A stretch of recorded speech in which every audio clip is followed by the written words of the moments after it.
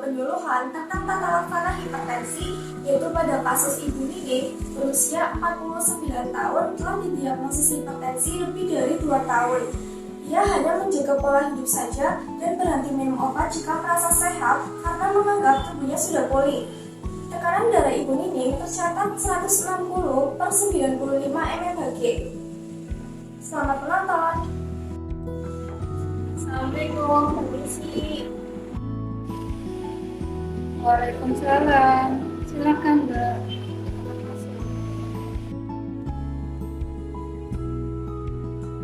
Terima kasih Bu. Sebelumnya perkenalkan saya Nafisa Nusyarafa dari mahasiswi Universitas Muhammadiyah dari program studi S1 Ilmu Keperawatan. Tujuan saya datang ke sini adalah untuk melakukan edukasi atau penyuluhan terhadap Ibu Nining. Apakah Ibu Nining bersedia? Oh iya, saya bersedia, Mbak. Baik Bu, nanti untuk waktu edukasi atau penyuluhannya sekitar 30 menit ya Bu. Ya. Baik Bu, sebelum kita mulai, boleh saya bertanya terlebih dahulu. Sebelumnya, apakah Ibu Nining sudah tahu apa itu tata laksana hipertensi? Berarti saya kurang tahu, Mbak. Apa itu ya? Jadi, tata laksana hipertensi itu adalah penanganan hipertensi atau pengobatan hipertensi supaya tekanan darah itu bisa terkontrol dengan baik. Nanti biar lebih jelas lagi, saya jelaskan ya Bu. Baik Bu, saya mulai untuk menjelaskan materinya ya, yaitu tentang tata laksana hipertensi. Nah, sebelum kita bahas tentang tata laksana hipertensi, kita ketahui terlebih dahulu apa itu hipertensi. Nah, hipertensi atau tekanan darah tinggi adalah kondisi ketika tekanan darah seseorang berada di atas nilai normal, yaitu tekanan darah sistoliknya lebih dari 140 mmHg dan tekanan darah diastoliknya itu lebih dari 90 mmHg. Selanjutnya, itu adalah tanda dan gejala hipertensi. Hipertensi sendiri ini tuh sering disebut sebagai silent killer atau pembunuh diam-diam karena hipertensi itu sering tidak menimbulkan gejala, tetapi pada beberapa pasien itu sering mengeluh seperti sakit kepala, pusing, sesak nafas, kelelahan, kesadaran menurun, mual atau muntah, gelisah, kelemahan otot, pingsan, dan perubahan mental. Selanjutnya itu ada tata laksana hipertensi. Nah, tata laksana hipertensi itu adalah pengobatan hipertensi yang bertujuan untuk menurunkan tekanan darah hingga normal agar tubuh tetap sehat, mencegah komplikasi, dan meningkatkan kualitas hidup. Penanganan hipertensi ini itu terdiri dari dua, yaitu penata laksanaan farmakologis atau dengan obat-obatan, dan yang kedua itu ada penata laksanaan farmakologis dengan mengubah gaya hidup sehat. Yang pertama itu ada penata laksanaan farmakologis, yaitu mengonsumsi obat anti hipertensi yang dianjurkan bertujuan agar tekanan darah itu tetap terkontrol dan mencegah terjadinya komplikasi. Terus ada jenis obat anti hipertensi yang sering digunakan itu yang pertama ada golongan diuretik. Contohnya itu ada hidroklorotiazid, furosemid, dan imapramid. Terus yang kedua ada golongan inhibitor simpatik, yaitu ada metoprolol, atenolol, dan propanolol. Yang ketiga ada golongan glucagon, yaitu contohnya ada hexametonium. Yang keempat ada golongan penghambat ACE, contoh obatnya ada captopril, enalapril, dan lisinopril. Selanjutnya ada golongan antagonis kalsium, yaitu contoh obatnya ada amlodipin, nifedipin, dan verapamil. Seperti ibu yang lihat di sini ya Bu. Selanjutnya itu ada penata laksanaan non farmakologis. Penata laksanaan farmakologis ini dilakukan dengan memodifikasi gaya hidup sehat. Adapun bentuk modifikasi gaya hidupnya yang dianjurkan itu yang pertama itu ada mengurangi konsumsi garam dan makanan yang berlemak. Terus yang kedua itu dengan memperbanyak buah dan sayuran. Yang ketiga itu melakukan olahraga teratur seperti senam aerobik, jalan kaki, dan bersepeda. Terus yang keempat itu ada menjaga berat badan ideal. Yang kelima ada menghindari rokok dan alkohol. Terus selanjutnya ada mengelola stres dengan baik. Dan yang terakhir ada istirahat yang cukup. Selanjutnya itu ada kepatuhan minum obat. Nah, kepatuhan minum obat hipertensi ini adalah sikap pasien dalam minum obat tekanan darah secara teratur sesuai aturan agar tekanan darah itu tetap stabil dan terhindar dari komplikasi. Nah, kepatuhan minum obat ini tuh bisa meliputi seperti ketepatan dosis, keteraturan minum obat, ketepatan waktu, dan kepatuhan kontrol rutin tekanan darah. Selanjutnya itu ada komplikasi hipertensi.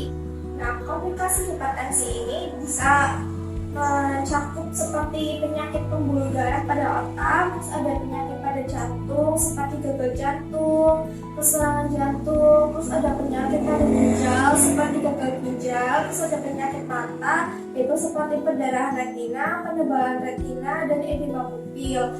Nah, komplikasi hipertensi ini itu bisa terjadi kalau misal tekanan darah ibu itu tidak terkontrol dengan baik, itu bisa menyebabkan komplikasi ya Bu.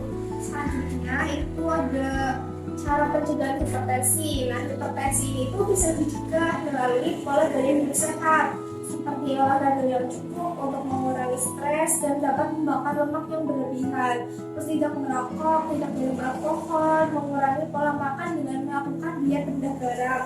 Terus istirahat yang cukup, dan ada latihan olahraga seperti senam aerobik, jalan cepat, dan bersepeda. Ada sedikit itu 2 kali dalam seminggu. Selanjutnya itu ada memperbanyak minum air putih ya Bu, yaitu minimal 8-10 gelas per hari. Terus memeriksakan tekanan darah secara berkala ya Bu kepada tenaga kesehatan. Baik Bu, setelah saya sampaikan semua materi yang tadi, apakah Ibu ada yang ingin ditanyakan atau ada hal yang belum jelas? Ada Mbak, tadi katanya Mbak bilang penanganan hipertensi itu ada 2, obat sama pola gaya hidup sehat. Kalau saya cuma pola gaya hidup sehat aja, gimana itu? Gaya hidup sehat itu emang penting ya Bu untuk menurunkan tekanan darah. Tetapi kalau misal hipertensinya itu sudah memerlukan obat, obatnya itu tetap harus diminum ya Bu. Karena keduanya itu saling melengkapi. Obat anti hipertensi itu untuk menurunkan tekanan darah, dan gaya hidup sehat itu untuk menjaga supaya hasilnya itu bertahan lama. Oh begitu Mbak, jadi nggak cuma bisa andalkan gaya hidup sehat aja ya, obatnya pun harus tetap diminum. Oke Mbak, sekarang saya udah paham. Baik Bu, senang sekali kalau misal Ibu sudah paham apa yang saya sampaikan. Kalau begitu, apakah Ibu ada yang ingin ditanyakan lagi? Masih ada Mbak, tadi kan Mbak bilang obat hipertensi itu ada banyak macamnya. Nah kalau saya minum obat tapi tekanan darahnya udah turun, apa boleh obatnya dihentikan sendiri Mbak? Gak boleh ya Bu. Ibu kalau misal tekanan darahnya udah turun, itu obatnya itu tetap harus diminum. Karena hipertensi itu kan penyakit yang gak bisa langsung sembuh total dan harus dikontrol setiap harinya. Jadi obat anti hipertensi itu tetap harus diminum ya Bu. Kalau misalkan Ibu mau berhenti minum obat, itu harus ditanyakan dulu ke dokter. Kalau misal mau ganti resep juga, Ibu harus tanyakan dulu ke dokternya. Oh iya Mbak, jadi nggak boleh berhenti minum obat sendiri ya, harus tetap diminum obatnya, dan kalau mau berhenti harus tanya ke dokter dulu. Oke Mbak, sekarang saya udah jelas semuanya, terima kasih. Ya, sama-sama. Selanjutnya, izinkan saya untuk merangkum materi yang tadi ya Bu, tentang tata laksana hipertensi. Nah, hipertensi itu adalah tekanan darah seseorang berada di atas nilai normal, yaitu 140/90 mmHg. Hipertensi itu sering disebut sebagai silent killer atau pembunuh diam-diam karena tidak menimbulkan gejala. Tetapi pada beberapa pasien itu sering mengeluh seperti sakit kepala, pusing, mimisan, sesak nafas, dan bahkan bisa terjadi perubahan mental. Selanjutnya itu ada penata laksanaan hipertensi. Nah, penata laksanaan hipertensi itu dibagi menjadi 2, yaitu ada penata laksanaan non farmakologis dan penata laksanaan farmakologis. Farmakologis dengan obat-obatan dan non farmakologis dengan perubahan gaya hidup sehat. Selanjutnya ada kepatuhan minum obat. Nah, kepatuhan minum obat itu bisa meliputi seperti ketepatan dosis, ketepatan waktu, dan keteraturan minum obat. Terus ada kepatuhan kontrol rutin tekanan darah. Selanjutnya ada komplikasi hipertensi. Nah, komplikasi hipertensi ini itu bisa menyerang pada mata, ginjal, jantung, dan otak. Selanjutnya ada cara pencegahan hipertensi. Pencegahan hipertensi itu bisa dilakukan dengan menerapkan pola gaya hidup sehat seperti mengurangi konsumsi rendah garam, terus tidak merokok, tidak minum alkohol, memperbanyak minum air putih, dan rajin berolahraga. sebelum saya akhiri, izinkan saya bertanya ya Bu, untuk menggali pemahaman Ibu sudah sampai mana. Tadi kan saya sudah menjelaskan nih tentang penata laksanaan hipertensi. Nah, penata laksanaan hipertensi itu kan ada dua caranya. Itu apa saja ya Bu? Ibu bisa sebutkan? Farmakologis dengan obat-obatan, non farmakologis dengan mengubah pola gaya hidup. Sekali Bu. Terus kalau misal penanganan farmakologis itu contohnya apa saja Bu? Kurangi garam, olahraga teratur, tidak merokok, istirahat cukup, minum air banyak, minum air putih yang banyak. Betul sekali ya Bu jawabannya. Sekarang soal tentang komplikasi ya Bu. Tadi kan saya sudah menjelaskan kalau hipertensi itu tidak ditangani dengan baik, itu kan bisa menyebabkan komplikasi.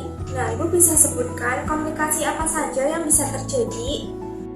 Stroke, gagal jantung, dan gagal ginjal. Terus kalau soal pencegahan itu apa saja ya Bu yang bisa Ibu lakukan supaya hipertensinya itu bisa terkontrol dengan baik? Rutin cek tekanan darah, jaga pola makan rendah garam, olahraga teratur, sama tidak merokok. Baik Bu, dengan ini sesi penuhan kita sudah berakhir ya Bu. Saya senang sekali karena tadi Ibu sudah memperhatikan saya dan sudah menjawab pertanyaan yang sudah saya sampaikan kepada Ibu dengan sangat baik. Ini saya tinggalkan leaflet dan booklet untuk Ibu sebagai panduan di rumah ya Bu. Terima kasih Mbak Nafisa. Sekarang saya udah sampai. Ya Bu, sama-sama. Saya juga berterima kasih ya Bu karena Ibu tadi sudah memperhatikan saya. Kalau begitu saya permisi ya Bu. Assalamualaikum. Waalaikumsalam.